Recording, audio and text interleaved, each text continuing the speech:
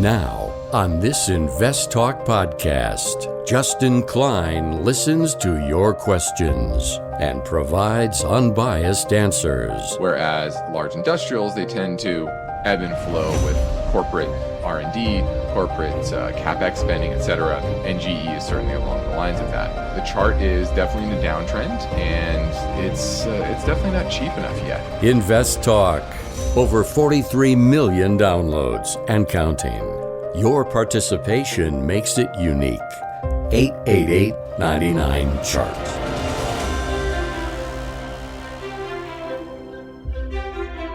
At a time when investors are confronted with market volatility and a variety of challenges fueled by the uncertainty of inflation, unsettled geopolitical tensions, and economic pressures, Justin Klein and Steve Peasley stand ready to take your finance and investment questions and share their unbiased answers.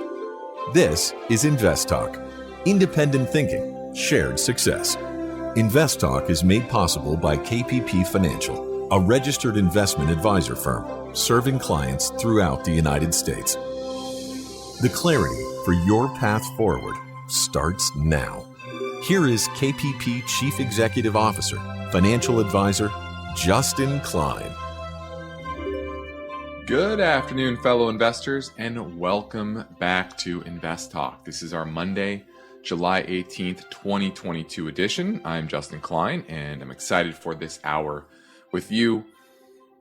It's always enlightening and informative for me to hear your questions, help me understand what our listeners are thinking about, and that allows me to direct my thoughts, not just by answering your questions, but also our focus points, our talking points that we're really trying to hammer home so that our listeners are more informed. And that's the goal here, is to help inform you about the current market conditions, but also the tools and the mindset that is needed to be successful in any market. And in this market, especially as we evolve into a very different market than we've seen for the past 30 or 40 years, that you be prepared, that you're not just using the same playbook.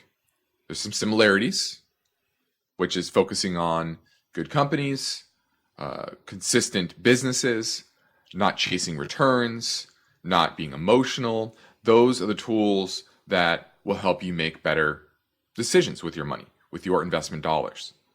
And so that's my goal here on today's show, is to help you take that next step.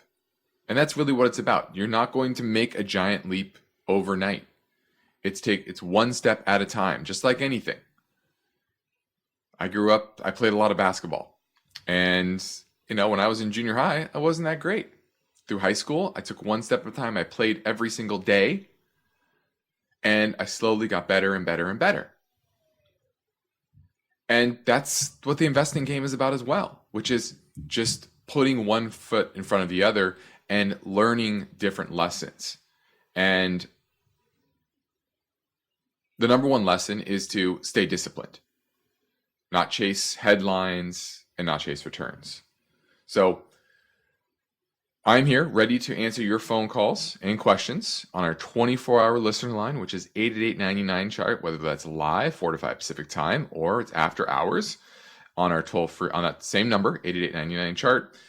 Either way, I love to hear your questions. But let's get right to our first listener question now. Hey, Steve, Justin. This is Vishnu calling from New Jersey. I want to know what's your opinion on Intuitive Surgical, ticker symbol ISRG. I'm holding a small position in the stock, and I want to know if I should buy more or just hold. Thank you. All right. This is Intuitive Surgical, and a company that pioneered minimally invasive surgical procedures using robotics, and they have grown extensively over the last couple of decades and became a bellwether, kind of a blue chip stock. Unfortunately, the level of growth that they had and the consistency of their cash flows had the market just overvaluing the business to a large extent. And if you look at enterprise value to EBITDA, which is 33 now. It hit a high of 70. So it's been cut in half since, down 44% from its 52-week high. And it's still pretty expensive in my book. And the technicals are just not lining up here. And I think this is going to continue to have multiple contraction as interest rates rise. Now, what is a fair multiple for this? Probably closer to the low 20s. This is at 33 now. So I think around 150, 125 in that range. I think that's an area that is attractive for Intuitive Surgical. Now, the major support levels, let me pull that up here. I do have a monthly chart. Yeah, 146, that's going to be major support. So right in that area, 145, 150, that's great support. Right now, it's a decent support. I will say that around the 190 level. Had a little bit of rebound recently to 206, but the valuation is just not there. And growth is certainly slowing. You have earnings expectations for this year to be down 1%, and overall projections for this year and next year's earnings are also being downgraded. So I don't like the multiple it's at quite yet, but around the 145, 150 level, that's where I'd be picking up more. Now let's change things up and fit in another caller question from Chris in Florida. Hey, Justin. I just wanted to get your thoughts on ticker symbol GEF, Greif Inc. Just had some analysis that kind of looked good to me, and I was just wondering how it looks to you. Appreciate it. All right, this is GEF, Greif Inc., and they are out of Delaware. They're repurchasing about $150 million worth of stock. That's nice. It's about 5% of the float. And let's see here. The technicals are much stronger than the overall market, so I like that.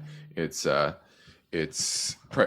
relative strength is at about 92, so it's certainly outperforming. Nice 2.9% yield. So it's to earn $7.61 this year. It gives it a 9 forward P ratio. Now earnings are expected to drop 5% next year, but if it can have this stair step higher around $7 per share in earnings from its pre-pandemic level of only about $4, then I think it deserves that higher valuation. Now, what do? They produce industrial packaging products and services with manufacturing facilities located in many countries. So I like that they're well diversified.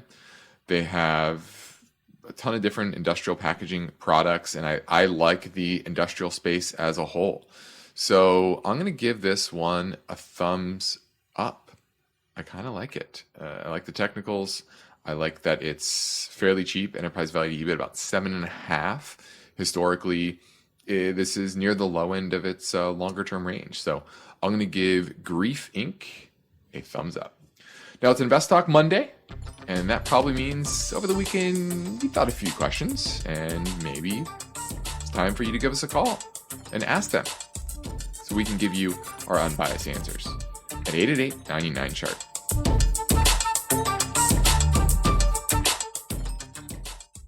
Why do listener questions make InvestTalk better? Which of these would you recommend? Because each caller presents fresh questions in their voice. I was curious if you still think aluminum has a ways to go from here. When do I know the right time to take profits? Should I be looking for an exit? Should I be holding here? And listeners instinctively realize that InvestTalk uniquely offers a welcome dose of investing satisfaction. I think you have a terrific show, and I've learned a whole lot. Hey guys, love your show. I've been listening for several years now, and I've learned a lot. Justin Klein and Steve Peasley understand what investors need and want. I would look at it from a tax perspective. If there's no tax implications, move on, find better ways to use that money. I'm going with the odds. I think a half position now would at least get you in it and get you watching it so you won't lose track of it. Don't forget to call InvestTalk, 888-99-CHART. InvestTalk is always made better when our listeners contribute their questions. So tell your friends and family members they can interact in real time with Steve Peasley and Justin Klein during the InvestTalk live stream program between 4 and 5 p.m. Pacific Time. Or they can leave their questions anytime, 24/7, in the InvestTalk voice bank. Remember, for live or recorded questions, the number never changes. 888-99-CHART. Now, my focus point today is based on this question: what does Google's stock split mean for investors? Now, we're going to look really about stock splits in general, because Google is just one company, but these are lessons that we can apply to all stock splits, and there's more from some big tech companies coming up. Now, that's our main focus point, but I also want to touch a bit on the private equity markets and fundraising there, and it's interesting trend that's picking up. They're having trouble raising capital, and that can mean a lot of that could give you some insight into the industry as a whole and how well the actual investments underneath are actually doing. And then the yields that you are often enticed by. You're probably getting marketed by some fintech companies yielding more than your typical savings account, 1.5% right now. And you need to be a bit weary of that and make sure that you are understanding the overall risks. So we're going to look at that story. And then lastly, inflation. We're going to dig into the details a little bit more and help you understand the nuances of the true cost of inflation and how complicated it can be. Now let's take a look at the market today. The S&P was down 32 points, about 1%. The NYSE, that was down 46 points, modest down day. And it was pretty much sold throughout most of the day. So what you're seeing here is rallies are getting sold into. And obviously that's not a great sign. But the sentiment within the market is certainly washed out. The positioning in the futures market is as bearish as it's been since 2016, when we had the market turned, but a lot of that had to do with the Fed pivoting back in 2016 as well. So there needs to be a catalyst. Now, the Fed has walked back the potential for 100 basis point increase at the end of July, and the Fed meeting coming up next week. But still, 75 basis points was kind of expected, and the CPI number didn't really help the thought process of that they would pivot. But we know that the more things break, and you saw the housing index, the home builders index come out today, and that was weaker than expected. And that was certainly, it was down, 12 points, down to 55 from 67 last month, or the month of June. And the lowest level really since the pandemic. And since May of 2020. Just shows you the large shift in the housing market in just a short period of time. So those are things that are going to likely eventually give the Fed pause, but not quite yet. Still think there's a near-term rally, bear market rally in the market for most of this quarter, but it's going to be choppy and not one way. Now let's get back to the InvestTalk voice bank for a call that came in earlier from New York. Hi, this is Gregory from the Bronx, New York. I have 3 economic type questions to ask. I'm very perplexed. I hear some financial advisors and economists every day on TV and the radio maintain that we are in a recession, when yet we have full employment at 3.6%, we're still creating jobs, and we still have 11 million job openings. I don't understand. How does that become a recession? And recently, retail sales were up. And then my second question, how could we be in a bear market if the Dow index has not entered bear market territory? And my third question, were there any previous labeled bear markets in American history where all the indexes were not in bear market territory? I appreciate your answer. Love your program. I listen to it while I'm doing my daily walk. And keep up the great work. Thank you so much. Goodbye. I appreciate the kind words and all great questions, and they mainly center around your definition of a bear market or a recession. Now, a recession technically is 2 consecutive quarters of negative real GDP growth. And we had that in the first quarter. A lot of that had to do with inventory being pulled forward into the fourth quarter because of supply constraints and problems with shipping, et cetera. I know companies that they ordered a ton in the fourth quarter and they had just too much inventory in the first quarter. So there was a lot of technical nature or kind of anomalies to the first quarter. And this quarter, because of what's happening in the housing market, higher rates, et cetera, I think this is a true negative real GDP quarter. But you put those two back to back, and technically that is a recession. Now, the issue that most people have when they think of recession is they think of the last recession. They said, okay, we're in a recession. What happened last recession? That's going to be the next recession. No, wrong. There are different types of recessions. We had a recession, the last recession we had in 2008, not counting kind of the COVID shutdown recession, but the 2008 recession, that was accompanied by a financial crisis. Most recessions are not accompanied by a financial crisis. So you're right, there are some positives underneath the surface, low unemployment, strong consumer spending, et cetera. But technically, if we do get negative GDP report this quarter, which the Fed GDP now figure is saying, we are in a technical recession. Now, when it comes to the bear market, is the Dow, I don't know if the Dow is actually down 20%, but the NASDAQ certainly is, and the S&P is, and 20% decline in the markets, that is technically a bear market. Now we're heading to a break, so give me a call at 888-99-CHART.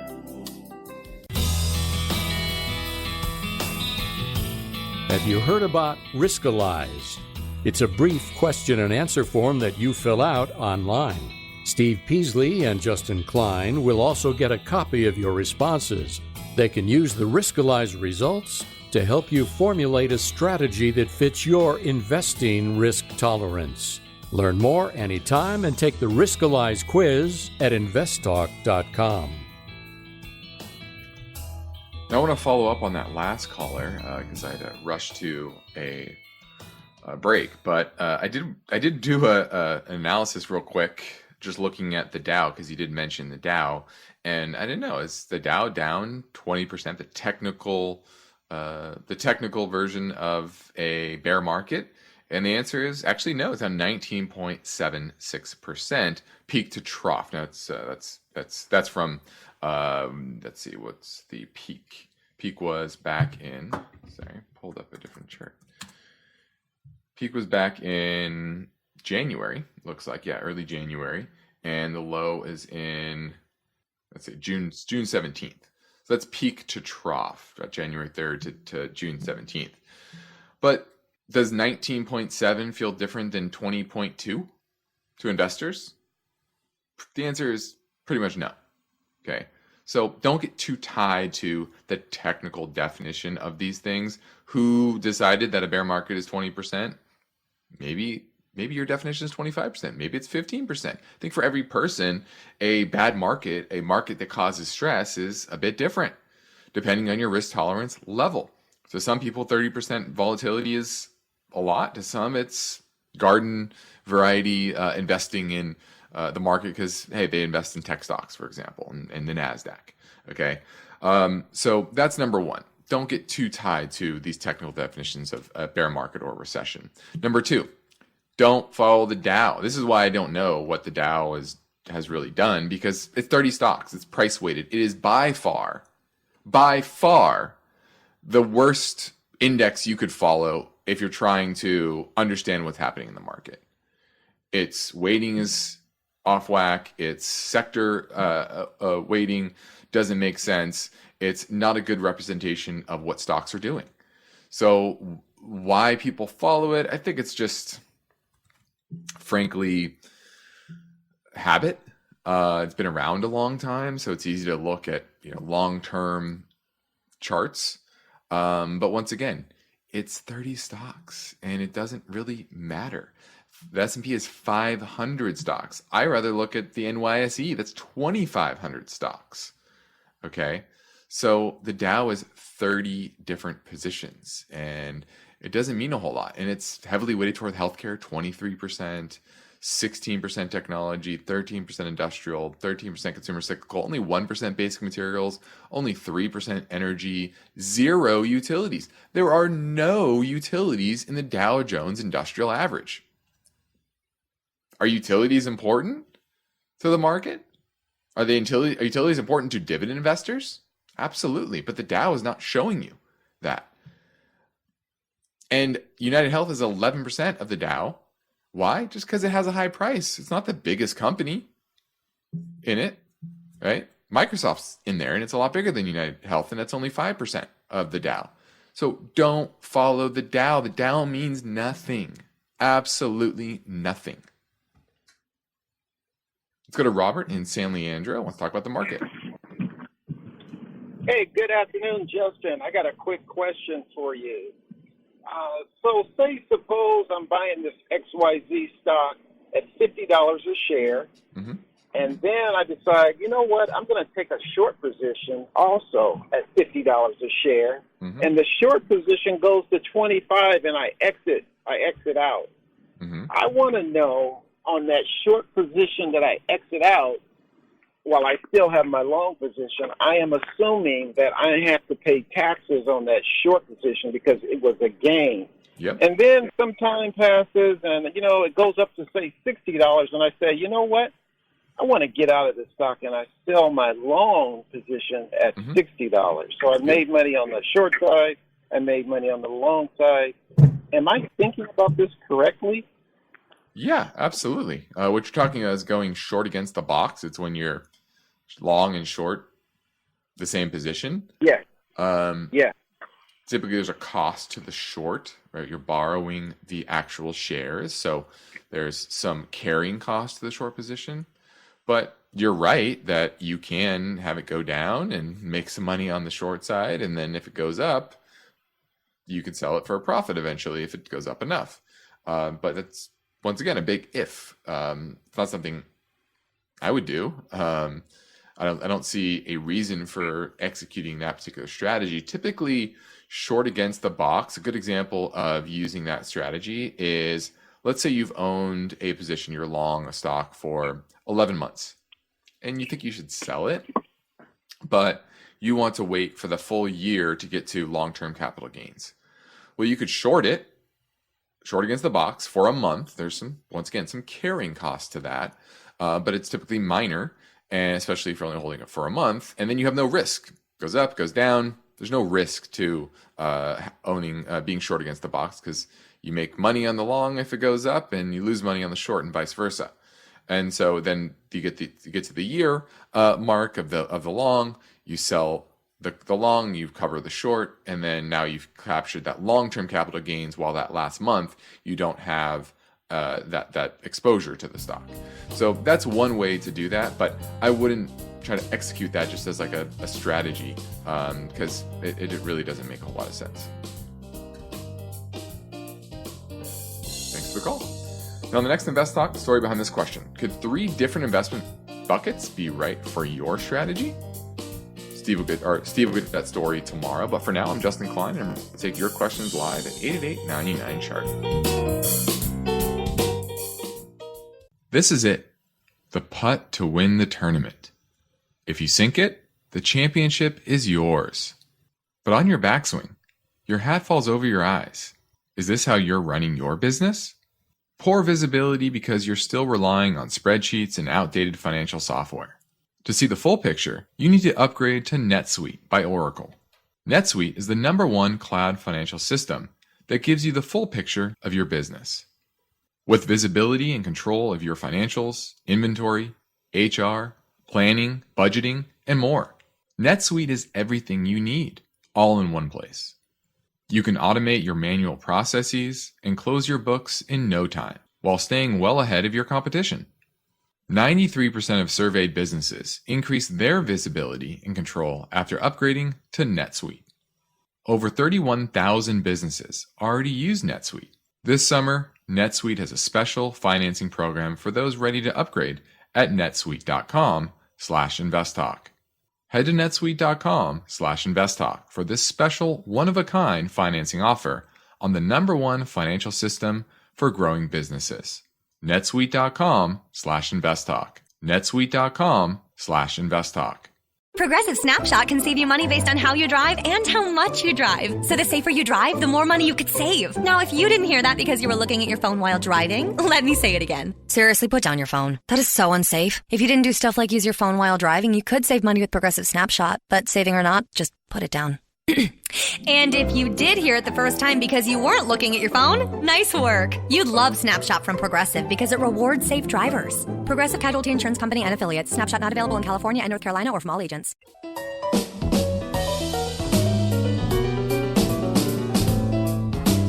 You are listening to Invest Talk.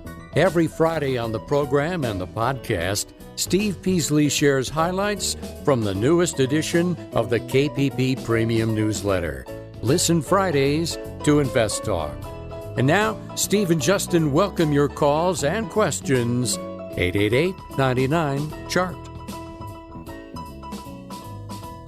And my focus point today is based on this question: what does Google's stock split mean for investors? And if you're looking at Google's price today, you might have been confused. I know on one of my platforms it looked like the price of Google fell 95%, but it didn't. It was just a stock split 20 for 1. So if you owned a share of Alphabet, I guess you would call it, it's Google's parent company, on Friday, then you now receive 19 more shares in your account, but the price is gone down by a factor of 20.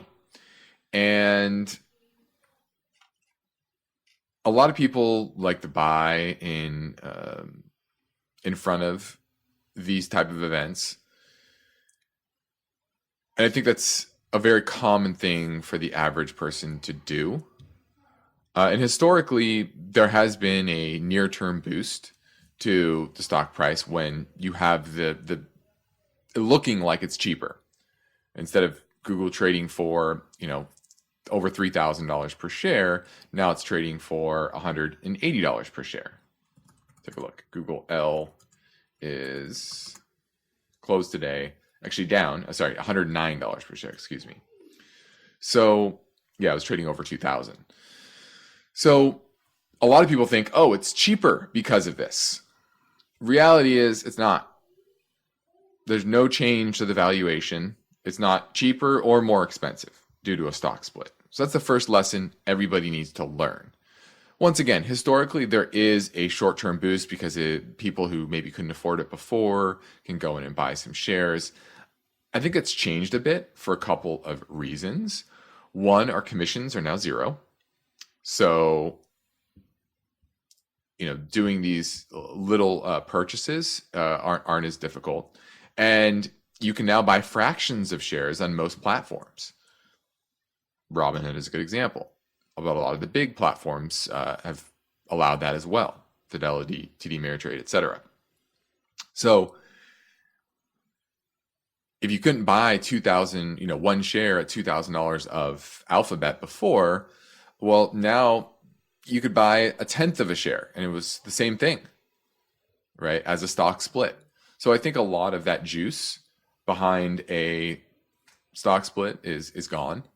And there's many companies that are looking to split their shares. Amazon, Shopify, Tesla.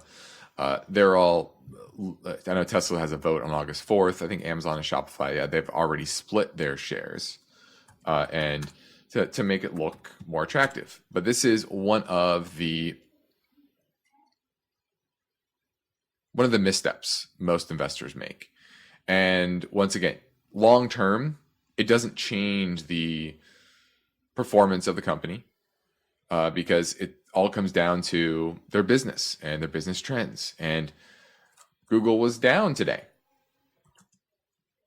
down $2.75, over 2%. Why? Because ad spending is projected to drop due to lower economic growth. Now, certainly they have YouTube monetization and other ways to increase their business.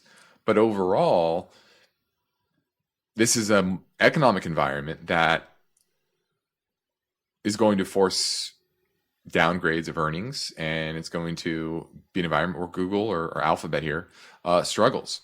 And so that's what's more important, not a stock split, because it doesn't change the dynamics of the business, doesn't change the multiples the company is traded at, doesn't do anything except for the price on your screen now looks a lot cheaper. And I say this all the time, is that most companies trading below $5 per share are more expensive than those that are trading for over $100 per share. And that's a difficult thing for people to get their heads around if they're newer investors. I think trading for $3, $4, that's cheap. No, remember, it's always in relation to their earnings per share, the cash flow per share, etc. And a stock split doesn't change that. Now, when people take the time to leave an InvestTalk podcast review on iTunes, we'd like to thank them for the courtesy by getting to their questions quickly. Chief Chris 03 says, if you're choosing between Coke or Pepsi for a long-term hold, 30 years, which one of the two would you select and why? Now, this is an interesting question because the companies, while they both make a lot of money on beverages, they've kind of changed. They both have changed over the years. Coke is still more focused on beverages, whereas Pepsi has diversified in a lot more snacks. Okay, so I like that shift for Pepsi, if I'm being honest here. And if you look at the long-term profitability, that has actually made their business more volatile. Like Pepsi's, their business more volatile. But let me go here. I'm just looking at charts here. But overall, their return on invested capital has been higher over the past 10 years. If you go all the way out, for a while, for most of the 90s, Coke was really crushing Pepsi. And ever since Pepsi pivoted, they've, I think, had a better business. And there's less of a trend away from snacks compared to things like colas and sugary fountain drinks. And so if I'm picking one or the other, I'm definitely going to go with Pepsi over Coke. Thanks for the call. 888-99-CHART, 888-992-4278. Let's pivot back to the InvestTalk voice bank for this question that came in earlier. You know the number. It's 888-99-CHART. Hey, how's it going? This question is for Steve or Justin. Thank you for all that you do. So this question is regarding IIPR and Innovative Industrial Properties.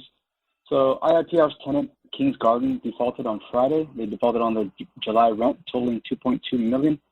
Just want to know if this hurts the investment thesis. I am an investor in IIPR, looking long-term. Cannabis is a long-term industry. So wanted to know your long-term thesis on IIPR and if this has changed due to the recent news. Thank you. Have a good one. Bye. Well, I don't think the long-term thesis has changed. What has happened is it shows that the volatility of the cannabis space is there. And I think a lot of investors were not paying attention to that. And this is one of their properties, and it's about 8% of their total rent. Now, that's certainly not great. You're losing 8% of your rent, kind of, because what they're doing is they're looking for new tenants, and maybe a new tenant can get in there and replace most, if not all of that. And that's what I expect longer term. So to me, this is more of a buying opportunity. And now near term, the sentiment is poor, and everyone's going to look at this as, hey, there's issues with the underlying sector. But I just think it's a sector that has growing pains, and you're going to get volatility in the businesses and those that are operating those businesses. And so it doesn't change the thesis, but it certainly clouds the near-term outlook for earnings. So hope that helped. Now let's pivot over to yields. And everyone is trying to get higher yields on their cash. And the fact that the Fed has raised rates multiple times so far this year certainly helps that. But still, the average yield on bank savings account has only gone from 0.06% to 0.1%. Not exactly exciting. But There are different alternatives. I always say you want to do a high yield savings account, FDIC insured. Still, those yields aren't that exciting. You're going to get right now 1.5 to 1 3/4, typically. But there are a lot of fintech startups that are touting 4% plus yields on your cash. And that sounds pretty tempting. But there's devils in the details, right? Now, the typical bank deposit is insured up to $250,000 by the government from anything going bust or any problems. The government will come in, they will give you your money back. Now, fintech companies aren't always banks, and they don't always follow the rules of banks. And their disclosures, marketing disclosures, make their yield sound a lot more guaranteed than they actually are. And these are companies like Aspiration, Current, H.M. Bradley, T-Mobile Money, Varo, etc., offering 3, 4, 5% yields. A lot of times there's a catch. You have to maintain a certain amount of money in there. You have to hit certain spending targets. You have to do business with the associated company like T-Mobile, etc. But let's dig into a few examples. One is Save, and they tout that if you put $10,000 in $10,000 with them, you will earn 3.7+% return. And that sounds great until you look at the details. Now, what they do is they put the $10,000 into an FDIC account. So the principal is guaranteed. That's a positive. But the yield is certainly not. Now, they earn about 35 basis points annually on that money. And what they're doing is putting the investor's money into a basket of exchange-traded funds. And these basically customized securities. And they look back at the period between 2006 and 2021, and they say, hypothetically, you're going to earn between about 4 and 9.5%. But once again, that's hypothetical. They weren't around then. This is just based on a back-tested strategy. And if you withdraw money early, there's costs, and you forfeit some or all of your gains. And they estimate that the probability of earning zero return on your account is 15%. And that's just based on that time period of 2006, 2021. But going forward, obviously, a lot depends on what equities do. So you're really tied. This is really a backwards way of investing in the equity markets. When in reality, if you want to do that, you should probably just invest in the equity markets. Another is Fair. This is another high yield savings account offering up to 4% yields. And what they do is they do a similar thing. They return 4% of annual dividends to your account every month. And that's what they're investing in, is dividend-paying U.S. stocks. The issue, though, is about 10 to 15% of that yield is going off to an affiliate. So that's kind of the fee there. And they have some sort of opaque secret sauce and algorithm to trade these dividend-paying stocks. But what they say in their disclosures is that the firm, quote, will make its best effort to not transfer losses to Fair members on their initial investments. Now, this is pretty boilerplate, and it's certainly not legally binding guarantee, basically saying that if things go badly, you can become an unsecured creditor. So your safety is not guaranteed of your assets. And that's the issue here with all of these high yield offers. Unless it's FDIC insured and you're guaranteed that yield, you need to look under the hood. Look what happened with the stable coins and all of those that are kind of going under in the crypto market. I remember a year, 2 years from now, 2 years ago, a lot of callers calling up and saying, why shouldn't I put my money into this crypto stable coin and you earn 7, 8, 9, 10% when I'm earning nothing in my savings account? And now you know the answer, because those yields aren't guaranteed, and oftentimes your principal is not guaranteed as well. And so often people mistake marketing messages for guarantees, and you need to make sure that you understand the difference and read the disclosures and know what type of risk you're taking. This is InvestTalk, and actually, let me pivot over to understanding this investment environment. A lot has changed over the past year with inflation, with higher interest rates, slower economy, and different parts of the market doing better than others. A year ago, tech was flying high. And if you had a tech-heavy portfolio, you probably felt good. Now, not so much. And the shift higher, the stair-step higher in interest rates is likely to persist as inflation persists. And that means you need to be allocated appropriately. So if you need help, you need guidance, I encourage you to reach out to myself or Steve Peasley at our company, KBWP Financial, where we practice parallel investing. Means we invest right alongside our clients. So if you want to take advantage of our free portfolio review assessment via telephone or GoToMeeting, just send us a message through investtalk.com or give our office a call at 800-557-5461. We'd love to help in any way. Now, this is InvestTalk, and next up, we'll play another caller question, so hang on. The InvestTalk voice bank never closes, so your questions are always welcome. As a newer investor, my question concerns positions. You have the right to remain silent, but why would you, when anything you ask will be used to help you create your financial freedom? I think it'll probably go higher. And so I would keep a tight stop on it. So don't forget to call InvestTalk, 888-99-CHART. Hey guys, this is Eli from Minnesota. I was just wondering what your thoughts are on the I-Series bonds. Thanks. I'll listen to the podcast. Thanks. Bye. Pretty simple. I think there's nothing wrong if you aren't a super aggressive investor to allocate some money to I bonds. And, remember, it's $10,000 max per year. I understand that the yield is variable. You need to be able to lock up that money for at least a year and ideally 5 years. And having that as a small percentage of your portfolio and as the safer part of your portfolio, there's nothing wrong with that. So thanks for the call. This is InvestTalk. I'm Justin Klein, and we have one goal here each and every weekday is to help you achieve your own version of financial freedom. And our work continues after this final break. So if you're going to call, you want to do it now at 888-99-CHART.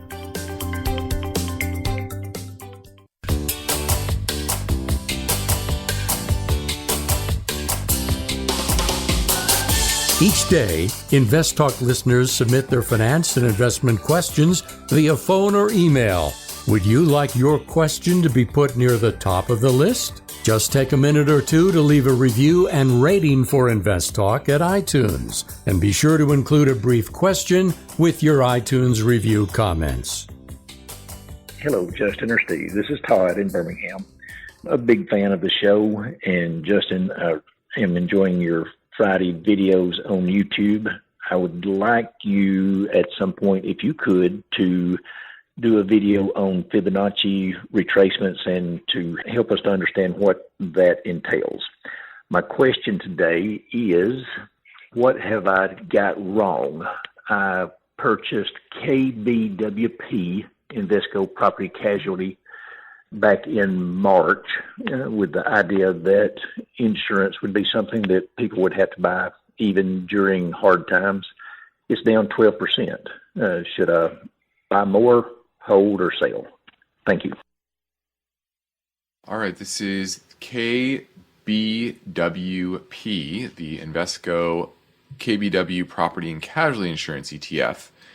And it has struggled recently. Now, what are the catalysts? I'd have to look at the underlying, trends within their top holdings. Progressive is 8.5% of the portfolio, and that certainly struggled recently. Allstate is 8. Travelers is 7.7. Now, typically, I kind of like the insurers, especially in a rising rate environment. The issue near term is that they own a lot of assets, and asset prices have come down. And so there's a lot of mark-to-market, et cetera. Now, earnings are expected to drop for Progressive, their top holding, by about 18% this year. Now, they earned a bunch of money in 2020. So a lot of this is, I think, a reversion to the mean. They did well in 2020 because people weren't driving. They were shut down. Everyone was sitting at home, and there wasn't a whole lot of activity by people to go out there and cause problems and destroy things like cars. And they did very well, and now things are reopening, and I think there's an adjustment period there. I still like the space, just not near term because the technicals are certainly weakening. So, and then on the Fibonacci side, that's a complicated thing. I really have to do a specific video. InvestTalk Academy has some lessons on that. So if you want to go and check that out, there would be some more in-depth detail there on Fibonacci. Now, lastly, let's get to the private equity market. And what you're seeing right now is that about over 2,800 funds are currently in the market to raise capital, trying to raise over $1 trillion. And this represents a 60% increase over the beginning of 2021. Now, there are 9 giant funds from likes of Apollo and Blackstone that are seeking about $216 billion of this total $1 trillion. So certainly heavily weighted towards those 9 funds. But what you're seeing here is that after an investment frenzy of buyout activity last year, many of those same private equity firms are coming back to the well for more capital. And the question you have to ask yourself is why? Why do they need more money? We've talked about how there's a lot of dry powder in private equity to go out and make purchases. Well, why are they coming back to the well? And I think the simple, logical answer is they're over-levered. They bought companies at insane valuations.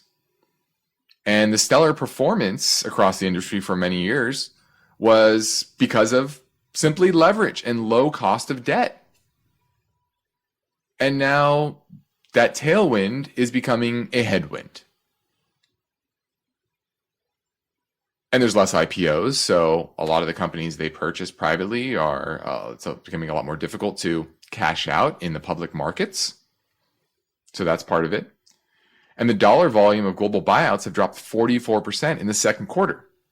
Valuations fell, debt became more expensive, and a lot of firms have paused selling of assets because they can't get the prices that they once paid or they were hoping and they were designing the portfolios for. And so it's really interesting to see already, just 6-ish months into a bear market, that these leveraged vehicles are trying to raise capital and liquefy their balance sheets. So pay attention to this, because I think this is probably the biggest risk in the market is the private equity space. And if you have exposure there, I would encourage you to reduce your exposure and as quickly as possible. I'm Justin Klein. This completes another InvestTalk program. Steve Peasley and I thank you for listening. We encourage you to tell your friends and family about our free podcast downloads. And by the way, we've hit over 43.5 million and on our way to 44. So thanks to you. And you get yours anytime at iTunes, Spotify, or Google Play. And be sure to rate and review on iTunes. And if you leave a question with your review, we will prioritize your answer. Independent thinking, shared success. This is InvestTalk. Good night. InvestTalk is a trademark of KBWP Financial. Because of the nature of the interactive dialogue inherent in the format of this program, it's important for the listener to understand that not all comments made will apply to them. Specifically, nothing said shall be taken to be investment advice, or shall statements on this program be considered an offer to buy or sell security. Because such advice is rendered solely on an individual basis and at times will require that the investor review a prospectus before investing. InvestTalk is a copyrighted program of Klein, Pavlis, and Peasley Financial, a registered investment advisor firm which retains all rights.